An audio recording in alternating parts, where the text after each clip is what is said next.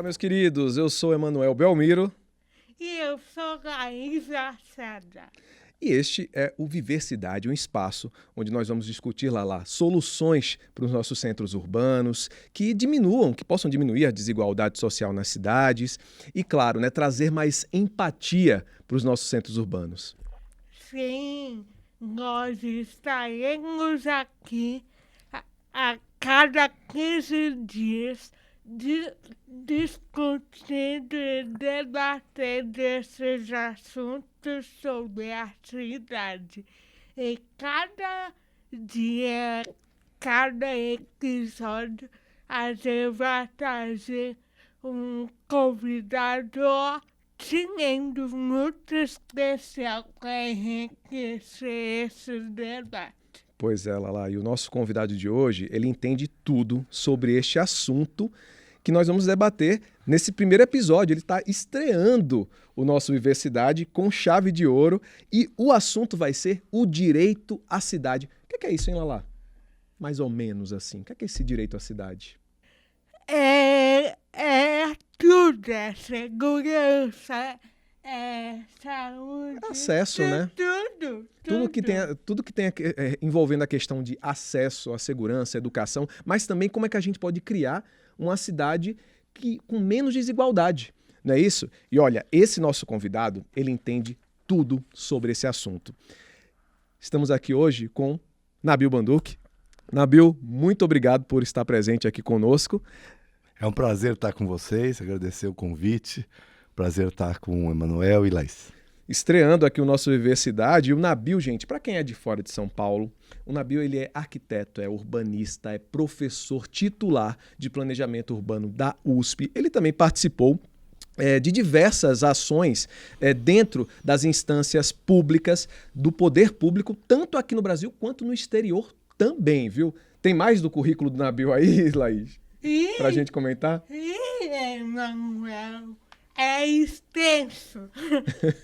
Sim, o Nabil foi secretário da Cultura no município de São Paulo e atuou no governo federal dentro do Ministério Ambiente. Isso na época do governo Dilma ainda, viu, Lala? Sim, para que você não sabe, cidade também tem a ver com isso. Com certeza. E olha só, o currículo do Nabil é muito extenso, Nabil. Eu não vou ficar aqui falando porque você me perdoe, mas é porque é muito. Você tem muitas ações, muita contribuição, porque senão vai tomar metade do programa. Mas vamos então começar. Vamos pro tema, vamos pro assunto. Nabil, o que é esse tal de direito à cidade que nos últimos anos tanto se tem debatido, principalmente urbanistas como você? Acho que você fala inclusive disso todos os dias no seu Instagram, que eu sigo, eu acho maravilhoso, inclusive. Olha, o direito à cidade é a possibilidade de todas as pessoas terem acesso àquilo que a cidade oferece. Ou seja, o direito à mobilidade, o direito à habitação, o direito a um ambiente saudável, né? Portanto, o direito a áreas verdes, áreas de lazer. É o direito ao acesso a equipamentos sociais, como equipamentos de saúde, de educação, de cultura, né? O direito à cidade, portanto, é aquilo que garante a cidadania plena das pessoas nas nossas cidades. E, claro que isso se desdobra em vários outros direitos e outras políticas públicas, né? Por exemplo, uma discussão muito importante hoje o direito à habitação, né? Significa que todas as pessoas tenham uma moradia digna, saudável, né? Localizada, vamos dizer assim, num lugar que tenha equipamentos urbanos, porque a habitação não é só a casa, não é só o abrigo. Habitação é também você estar numa área onde você tenha, num curto espaço de tempo, acesso a uma escola, a uma creche, a uma área verde, né, a um equipamento cultural, né? Então, o direito à habitação, ele, na verdade, envolve vários outros direitos. Por isso que se diz, muitas vezes, que a habitação é a porta de entrada para outros direitos.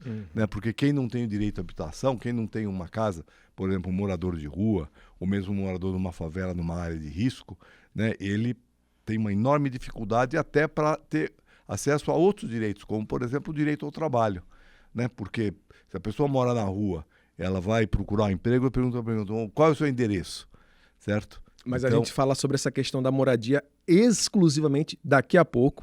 Deixa eu começar com a Laís também, que tem uma pergunta, né, Laís? Pode falar aí. Sim, Gabriel, vamos à pergunta. Você pode explicar por que uma cidade como São Paulo precisa de um plano diretor? Porque, para quem não sabe, Gabriel, gente, ajudou o plano diretor na época do Fernando Haddad. Uhum. Isso foi E importante nessa elaboração, né? Em 2014. E como é que vinha crescendo até então a evolução? Esse plano olha, o diretor que tá funcionando? Vamos explicar assim para quem está nos escutando, nos vendo, né, de maneira bem didática, o que seria o plano diretor, do que é o plano diretor. O plano diretor ele tem basicamente 4 grandes etapas, né? Uma são etapas de elaboração do próprio plano e a outra é da sua implementação. Então, para a elaboração do plano, em primeiro lugar, a gente precisa ter uma leitura da cidade que nós temos. Né, uma leitura, um diagnóstico, né? Muitos chamam de diagnóstico, a gente não gosta muito de chamar de diagnóstico, porque parece que nós estamos falando de uma cidade doente, né? Mas É um pouquinho, né, Nabil? É um pouquinho mesmo, mas... Então, identificar quais são os problemas que a cidade tem, né? Por exemplo, quantas moradias precisam ser construídas, né? Por exemplo, como é que está a situação de mobilidade, o sistema de transporte coletivo, como é que está a questão do meio ambiente, como é que está a situação de áreas de risco, da drenagem urbana, em suma. Todos os aspectos, a localização dos equipamentos sociais. Então, tudo isso vai dar uma leitura da cidade existente. Depois, nós vamos discutir qual é a cidade que nós queremos. No fundo, nós queremos uma cidade que garanta o direito à cidade, como eu estava explicando anteriormente. Que tem tudo a ver com o plano diretor, né? Tem plano tudo a diretor ver. é justamente para garantir isso. Para garantir isso. Então, só que a gente vai pensar isso num horizonte temporal. Quer dizer, ou seja, num tempo futuro. Porque, é claro que eu não vou sair da cidade que eu tenho, vou chegar na cidade que eu quero assim. Só se fosse Superman, né? Que a gente ia poder fazer assim, e, bom, aí nascem as casas, nascem corredor de ônibus, né? Nós temos que ter um prazo. Então, a gente tem que definir um horizonte temporal, né? Por exemplo, o Plano Diretor de 2014 definiu um horizonte temporal de 15 anos, né? E aí, então, depois disso, eu tenho que montar uma estratégia para poder sair da cidade que eu tenho para chegar à cidade que eu quero. Essa estratégia tem 2 braços. Um braço é aquilo que a gente pode fazer de programas, de projetos e de obras. Por exemplo, precisamos criar uma rede estrutural de transporte coletivo que envolva a cidade inteira. Então eu preciso, né, para eu construir um metrô, para eu construir um corredor de ônibus, para fazer uma extensão de uma rede de trem, eu preciso investir, fazer projetos e obras, certo? Para implantar um parque, eu preciso desapropriar uma área e preciso fazer o projeto do parque e depois implantar o parque. É porque, na verdade, gente, o plano diretor ele vai trazer regras para que a cidade possa se desenvolver da melhor maneira, né? Exatamente. Então, um braço é intervenções diretas. O outro braço tem a ver com isso que você está falando, Manuel, que é você regulamentar o uso do solo. Porque quem constrói a cidade não é só o poder público, são todos os agentes, todos nós. Claro que tem um agente que é talvez o mais destacado e mais conhecido, que é o mercado imobiliário, certo? Ele constrói a cidade com o objetivo de lucro, né? De rentabilidade, setor privado. Mas aí tem que seguir as regrinhas do plano diretor. Aí ele tem que seguir as regras do plano diretor, como eu falei, tem a implementação, porque não necessariamente é só o plano diretor. O plano diretor dá as grandes diretrizes para depois a gente ter uma lei de uso e ocupação do solo. Que é a lei de zoneamento. Que é a lei de zoneamento. Que é a lei de zoneamento que vai dizer exatamente o que vai ser construído em cada lugar, né? Se pode fazer prédio, se tem que deixar casa, se você vai deixar aquela área livre, permeável como um parque, se você vai proteger aquilo como área de cultura, um equipamento, um edifício que tem que ser preservado porque ele é importante para a coletividade. Então, o plano diretor define, então, uma série de regras de funcionamento. Um deles é o zoneamento, mas não é o único. Né? Por exemplo, o plano diretor regulamentou um dispositivo para penalizar os imóveis ociosos e subutilizados. Né? Por quê? Porque na estratégia do plano diretor, na cidade que nós não queremos estender a cidade muito horizontalmente, porque isso vai significar aumento do tempo de mobilidade. Sim.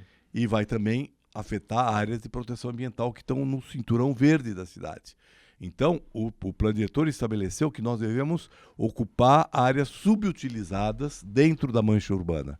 E, para isso, criou um instrumento, que, aliás, ele vem já desde a Constituição e depois da cidade, porque ele mexe no direito de propriedade, que diz o seguinte: se você tem uma área que o plano diretor definiu como subutilizada ou ociosa, né, aquele proprietário ele é obrigado a apresentar um projeto para construção. Se ele não apresenta, ele vai pagar alíquotas progressivas de imposto, ou seja, o imposto vai ficando cada vez mais caro, até 5 anos, e depois de 5 anos a prefeitura pode desapropriar. Por quê? Né? Porque é importante que não tenha terreno vazio no meio da cidade, não tenha prédio vazio. Né? Então, Nabil, mas aí, primeiro que esse plano diretor de 2014 foi bastante elogiado pela imprensa, foi reconhecido mundialmente, mas a gente não está sentindo todo esse desenvolvimento, essa igualdade que ele traria aqui na cidade. Na verdade, a gente sente o contrário. O que é que aconteceu nesse meio do caminho? Teve essa revisão também recentemente? O que é que aconteceu? Na verdade, tem acontecido várias modificações desde 2016. Em 2016 já começou havendo uma modificação que, do meu ponto de vista, contrariou o objetivo do plano diretor. Depois nós temos várias outras, até chegar nessa, que essa foi terrível, agora em 2023, 2024. E ontem, né, agora no mês de julho, né, nós tivemos a aprovação de mais uma revisão. Então, o que está acontecendo? Em grande parte, as regras têm mudado ao longo desse período todo, depois eu posso explicar com mais detalhes. Segunda coisa que eu até considero num primeiro momento mais importante, muito do que foi previsto não foi feito. Né? Então, por exemplo, eu falei agora há pouco, né, da questão de você notificar os imóveis ociosos e vazios. Isso começou em 2015, final de 2014, logo depois que aprovou o plano diretor, foi até o comecinho de 2017. Quando trocou a gestão municipal, o prefeito Dória paralisou a notificação dos imóveis ociosos. Né? Outra questão, o plano diretor definiu uma série de zonas especiais de interesse social, que são áreas onde 60% do que vai ser construído precisa ser construído com habitação para a população de até 3 salários mínimos. O poder público não construiu essas habitações. Aí nós temos uma combinação de fatores, né? Responsabilidade da prefeitura, mas também do governo federal, que foi a paralisação do programa Minha Casa Minha Vida, né? Que também prejudicou. Mas a prefeitura não fez nenhum esforço em produzir habitação nas áreas que eram ZEIs. Né? Segunda coisa, o mercado construiu. Né? E aí, eu diria que grande parte o mercado construiu distorcendo o objetivo.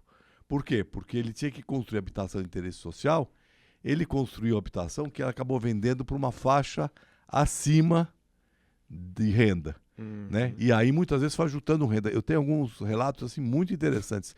Por exemplo, né, uma pessoa vai lá num balcão de uma imobiliária, né, de uma corretora para comprar um imóvel e a renda dele está acima daquele que poderia ser.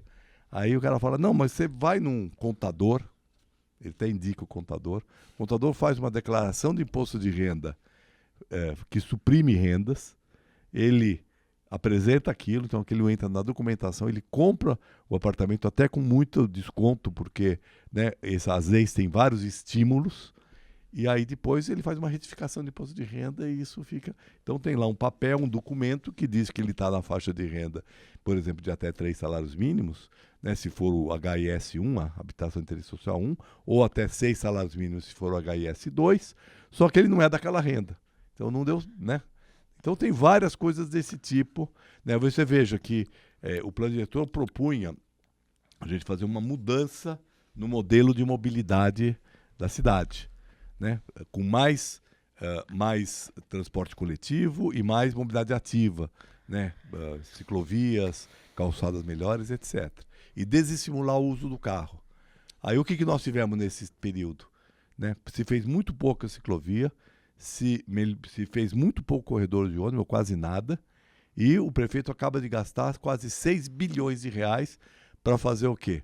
Recap das ruas, né, que basicamente beneficia o automóvel. Sim, que o plano diretor ajudou e foi muito importante. E as minhas perguntas ainda é sobre o plano diretor, Nabil. Só que é sobre acesso à acessibilidade para as pessoas com deficiência. Nabil, de que maneira que o plano diretor beneficiou as pessoas com deficiência no requisito de acessibilidade e sobre desenho universal. Para quem não sabe, pessoal, desenho universal é quando, por exemplo, um local tem uma rampa e essa rampa é para todos, tipo, não é só para um, é para todos que quiserem acessar essa rampa de um banco, por exemplo. E eu vou complementar a Laís, porque a Laís ainda é privilegiada, né, Laís? A gente estava comentando sobre isso, porque a Laís mora, por exemplo, na Consolação. Sim. Mas e o pessoal lá da periferia que é PCD, hein? Como é que tá essa cidade? Pois é. Bom, veja, como eu falei, o plano diretor ele dá as grandes diretrizes e depois aquelas diretrizes ser implementadas. Então, eu acabei de falar que o plano diretor coloca a necessidade de priorizar a mobilidade ativa e o transporte coletivo e desestimular, racionalizar o uso do carro, né? Então, isso está no plano diretor. E aí tem uma série de dispositivos relacionados à questão da acessibilidade, né, do desenho universal. Agora, isso é uma coisa, é uma lei, que é um texto. Depois eu preciso implementar aquilo. Então eu vou pegar um exemplo, que eu até já estava falando. Calçadas. Com base nessa diretriz do plano diretor, a prefeitura deveria reformar todas as calçadas para garantir que houvesse acessibilidade em todas as regiões da cidade, né? E isso não foi feito, né? Então, quando a gente fala assim, vamos priorizar a mobilidade ativa em detrimento do automóvel, né? O que nós deveríamos fazer? Né? Nós deveríamos reformar as calçadas, alargar as calçadas, porque nós temos hoje muitas calçadas que tem poste no meio, que tem degrau, Sim. né? Você deve conhecer isso bem, né? Sim. Que não é só para pessoa com algum tipo de dificuldade de locomoção, né? Às vezes é a mãe com carrinho de bebê. A mãe com carrinho de bebê. O cara com o braço quebrado também. A pessoa com o braço quebrado, com a perna quebrada, né? A pessoa idosa, tá certo? Todas elas têm. Por exemplo, semana passada eu participei de um debate que era sobre prevenção de quedas em idosos, que é uma coisa seríssima, né? Então, quando você tem essas calçadas com buraco, com degrau, né, com um poste no meio, então a gente, em vez de investir, e aí então por que a gente fala assim, o plano diretor não deu certo? Porque a prefeitura nunca deveria investir, pelas diretrizes do plano diretor, 6 bilhões de reais para pavimentar o lugar onde passam os carros. Agora, se investisse esse mesmo dinheiro para revisar todas as calçadas da cidade, né, inclusive em alguns lugares, tem que ampliar a calçada em detrimento da parte dos automóveis. Porque, por exemplo, ruas muito íngremes, né, a gente vê como é que é a situação. Né? No lugar onde passam os carros, não tem degrau. Tá certo? No lugar que não passa o carro, a prefeitura vai lá e põe um asfalto novo, recapia. Né? No lugar onde andam as pessoas, certo? Não se faz nada. Basta ir na Vila Madalena, que é até um bairro turístico, e você tem lá vários degraus para... Muitos degraus. Vai escalando. Aí é um outro problema, mas aí é uma questão até mais estrutural ainda, que é o fato de que você tem... sempre priorizou, o automóvel sempre foi priorizado em relação às pessoas. Então, por que tem degrau nas calçadas e a rua é contínua? Porque você precisa fazer a concordância entre a garagem e a rua. Então, isso gera, quando você tem uma rua muito íngreme, você gera uma diferença de nível entre um lote e o outro, entre uma calçada e outra. Então, viu, Laís? Para isso, a gente precisa ter um poder público, uma prefeitura, em todas as suas instâncias, na subprefeitura, na Secretaria de Vias Públicas, na Secretaria de Transportes, né? Colocar essa questão como uma questão prioritária. Tem mais uma questão que é mais séria, quer dizer, não sei se é mais séria, é tão séria quanto. A gente vai hoje, por exemplo, para a periferia, né? Aí periferia tudo piora. Aí a calçada já é mais estreita, a rua já é mais estreita. Mas veja o que está acontecendo hoje. Às vezes não tem calçada, mas veja o que está acontecendo hoje. Em muitas comunidades, muitas favelas, a gente tem visto um processo de verticalização. Vai se fazendo uma laje, outra laje, outra laje. Você vai hoje numa favela.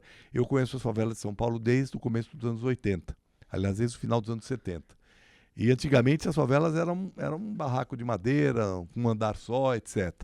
Aí depois passou a ser alvenaria com um andar só. Hoje, você vai numa favela, qualquer favela hoje aqui dentro do estado de São Paulo, né, você tem 3, 4 pavimentos. Esses pavimentos, eles são feitos de maneira informal, sem projeto, né, e eles são feitos sem nenhum tipo de equipamento para as pessoas com deficiência. Então, por exemplo, imagina uma pessoa que vai morar no 3º andar, que não tem elevador, que não tem rampa, tá certo? Essa pessoa, ela fica confinada ali, porque raramente ela vai sair do apartamento dela. Primeiro vão levar ela para lá, certo? Vai ter que carregar, né? Depois disso, ela vai ficar confinada ali. Então, essa pessoa, já de saída, perdeu o direito à cidade. Porque ela não tem direito a ir para a rua, não tem direito a ir para o centro cultural, não tem direito a ir para o parque, não tem direito a visitar os parentes, ela não tem nenhum direito. Ela fica praticamente confinada, a não ser que você tenha ali uma família muito, né, cuidadora, né, que, né, se dispõe a carregar para baixo e para cima sempre aquela pessoa. Então, esse problema nas periferias, nas áreas precárias, é muito sério e é por isso que nós vamos precisar, eu vejo assim, não sei se vai ser para a minha geração, mas nós vamos ter que refazer essa cidade em muitos aspectos para que ela possa ser, para ela poder ser boa para todos. Ô Nabil, com relação a esse direito à cidade, eu não vou fazer nenhum comparativo com relação a Londres, Paris, Nova York. Vamos trazer uma coisa para mais perto da gente.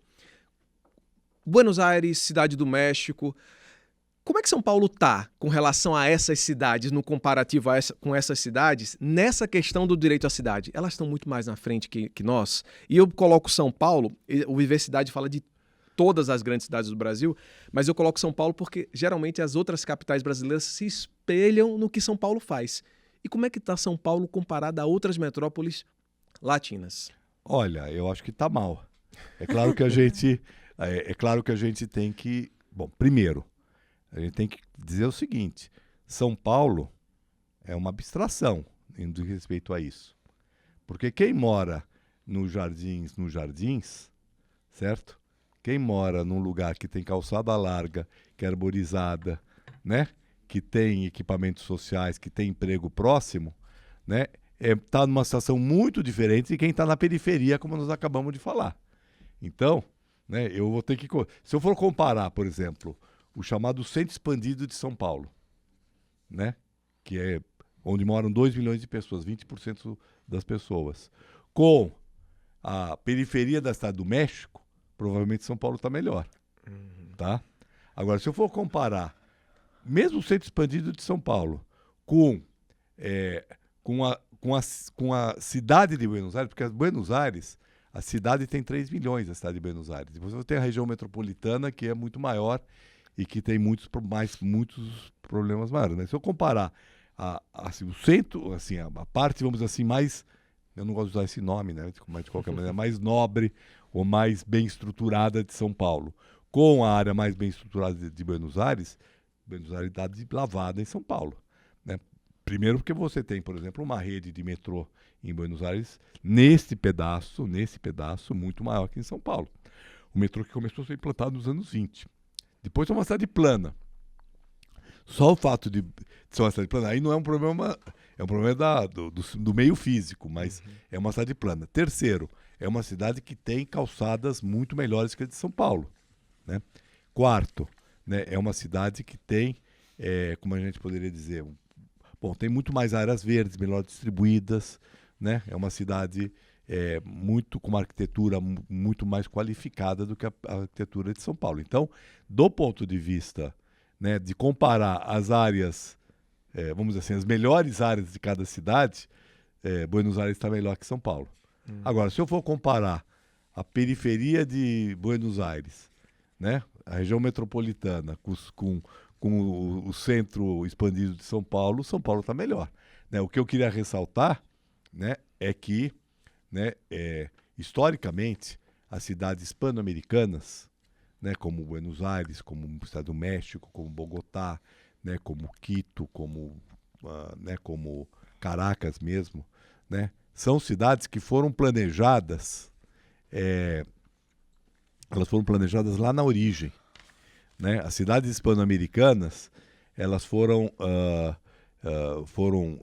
implantadas de acordo com o que é chamada as ordenações filipinas, que era uma regra que o governo da Espanha estabeleceu. Era um planejamento urbano feito a partir da metrópole, no caso da Espanha, que dizia que as cidades tinham que ser implantadas em lugares planos, que tinha que ser construído uma quadrícula, que tinha largura de rua. Já Portugal gosta de ficar numa parte mais alta, né? A tradição de Portugal é diferente. E as cidades portuguesas, elas foram implantadas sem tanto recurso, né? Porque a Espanha, ela, desde o início, ela priorizou a América, ela descobriu ouro, prata, né? nas suas colônias americanas, enquanto que Portugal, nos primeiros séculos da colonização, estava mais preocupado com a Índia do que com o Brasil. E as cidades cresceram de maneira mais espontânea.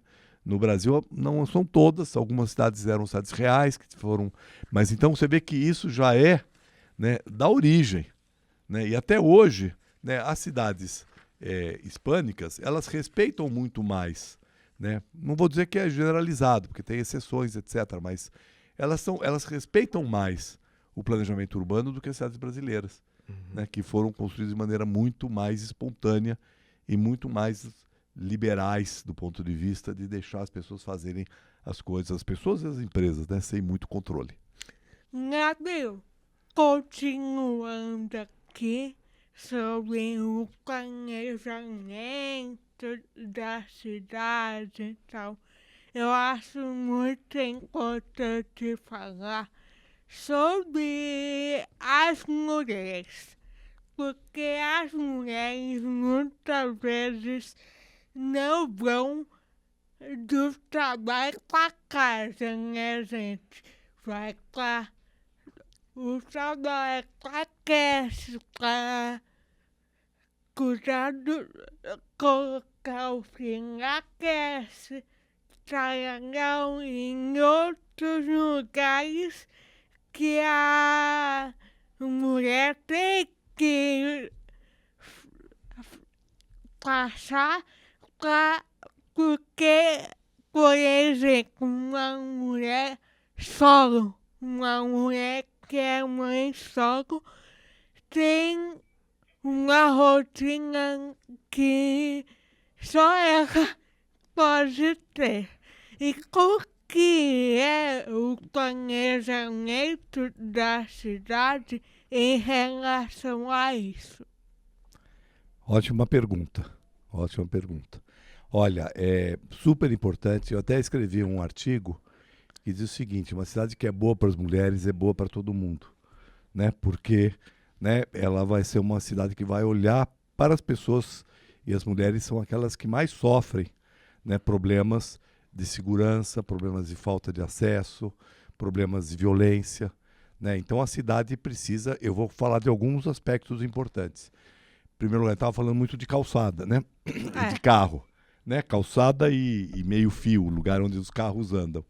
Se você for olhar, a imensa maioria das cidades, a iluminação não está voltado para a calçada, mas está voltado para onde os carros andam, aqueles, né, aquelas hastes, né, que iluminam o lugar onde os carros andam. E os carros têm farol, tá certo?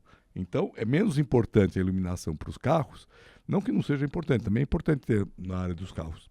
Mas nós temos que ter iluminação nas calçadas, iluminação mais baixa, abaixo do nível das árvores, inclusive, para que, por exemplo, uma mulher que vai circular pela calçada, ela se sinta segura, porque a coisa que a gente sente mais insegura não é só a mulher, todo mundo, mas a mulher é mais suscetível à violência do que os homens. Então, nós temos que iluminar as calçadas, além delas não terem degraus, não serem buracos, ela ter acessibilidade.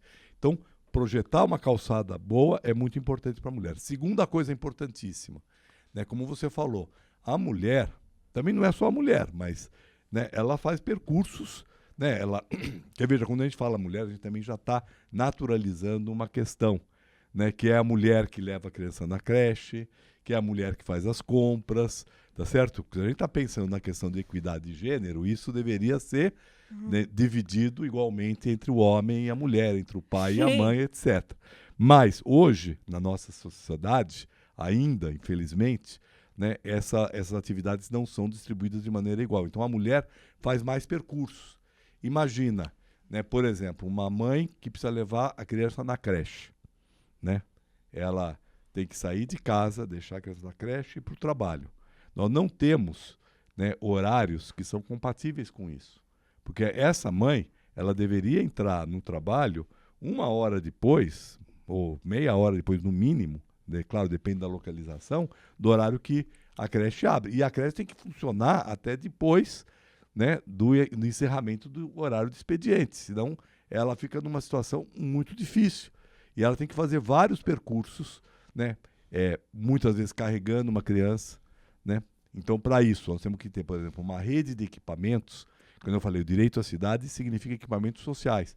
Você precisa ter equipamentos sociais num raio, né, muito próximo, principalmente a creche. E claro, quanto mais dependente a criança é dos pais, né, o equipamento precisa estar mais próximo das habitações ou mais próximo do emprego, né? Por quê? Porque você pega uma mãe que tem dois filhos, né, um filho de colo e um filho pequeno. Ela tem que levar um filho para a creche, tem que levar outro filho para a escola e tem que trabalhar, certo? Ela faz muitos deslocamentos. Então eu preciso ter uma rede, né, de creches, de equipamentos muito próximo das casas das pessoas, né? Então tudo isso são, né, questões importantes para planejar, né, a vida da cidade. E claro que a mulher sofre mais intensamente isso por conta de uma divisão desigual das tarefas e dos cuidados que acaba acontecendo e pesando mais sobre a mulher. Outra questão, que também envolve a mulher, mas envolve todo mundo, né? As conexões entre os transportes coletivos. Às vezes a gente pega um ônibus, que ele para o ponto num certo lugar e eu tenho que pegar um metrô, né? Esse ponto devia estar na frente da porta do metrô, né? Muitas vezes ele está distante, né? Então, a pessoa precisa andar e, claro, se for uma mulher que está carregando um pacote, que está levando um filho, etc., com muito mais sacrifício. Então, nós precisamos organizar, né? Eu acho que a questão da mobilidade, no que diz respeito ao direito à cidade, é uma das questões mais importantes. Eu falei aqui no comecinho da habitação, né, que ele é muito importante, porque quem não tem habitação, uma mãe dessa, a gente sabe, por exemplo, hoje quem predomina nas áreas de risco é a mulher, sola. Por quê? Porque ela tem uma renda só, né? Muitas vezes ela foi abandonada pelo marido, ou nem tem pai, né? ou as crianças, então ela precisa cuidar das crianças, ela precisa ganhar a subsistência e, por conta disso, ela tem muito mais dificuldade de ter acesso a uma moradia digna. Por isso que nós precisamos ter políticas públicas focadas, né, para atender, por exemplo, na habitação, na mobilidade, né, atender a questão de gênero. A questão de gênero é muito importante para poder pensar. Então, as políticas públicas não podem ser políticas públicas simplesmente a mesma coisa para todos. A gente tem que olhar, né, principalmente das pessoas que têm mais vulnerabilidade, como são as pessoas com algum tipo de deficiência, os idosos, as mulheres, as crianças, né? Quanto mais as pessoas têm algum tipo de vulnerabilidade, a cidade precisa ser pensada para elas. E, tradicionalmente, até porque o planejamento urbano, os gestores urbanos sempre foram homens, sempre se pensou no quê? No homem que está na idade de trabalho, né? E que, né, obviamente, hoje ele é talvez até uma minoria dentro das cidades. Nabil, a gente está se despedindo, felizmente o tempo está acabando, né? E eu queria que você passasse uma mensagem para as pessoas que estão nos vendo e também que a gente depois já acertasse uma outra vinda, porque aprendemos muito. Foi uma aula. Né? Com certeza que esse assunto é longo. É longo, Lala. E eu queria que você passasse uma mensagem para o público. Bom, primeiro agradecer, né, o convite de vocês, foi um prazer estar aqui com a Laís, né, com o Emanuel. E a mensagem que eu queria passar é a seguinte: nós precisamos que todas as pessoas participem, né, da gestão das cidades. Né? A gente não pode achar que são os outros que vão fazer aquilo que a gente acha que é o mais importante. Então, a participação de todos os cidadãos, né, seja numa escala muito ampla, como é o plano diretor, seja na discussão dos problemas do seu bairro, da sua rua, né, da sua calçada, elas são muito importantes. Então, a mensagem que eu deixo aqui para todos que estão nos ouvindo é que nós precisamos participar e precisamos exigir que o poder público abra a participação. Ninguém decidiu que devia se gastar 6 bilhões de reais em recap de rua. Né? Não foi uma decisão de todos. Talvez se a gente fizesse um plebiscito, por exemplo, ou uma discussão, talvez a gente preferisse gastar esse dinheiro para melhorar nossas calçadas e nosso transporte coletivo, né? Inclusive para atender essas questões que nós discutimos aqui. Então, a participação é muito importante e nós precisamos exigir isso do poder público. Nabil, deixa só o seu Instagram para o pessoal aprender mais sobre urbanismo. Você só dá aula lá, né? Pois é, não, é Nabil Bonduque. Entrando no Nabil Bonduque no Instagram, vocês já vão achar, né, no Instagram, no Facebook, no Twitter, né? Então, né, eu espero que todos a gente possa fazer esse intercâmbio que a gente começou aqui, a gente pode fazer também pelas redes, que a gente está todo dia falando dessas coisas. É isso aí, gente. Então, agradecer ao Nabil Bonduque e agradecer a minha amiga aqui, a Lala, que apresentou junto comigo, jornalista também, como eu. Foi bom, né, Lala? Foi. Eu que agradeço ao meu querido amigo Emanuel. É isso aí. Então a gente vai ficando por aqui e nos vemos no próximo episódio do Viver Cidade. Tchau. Tchau.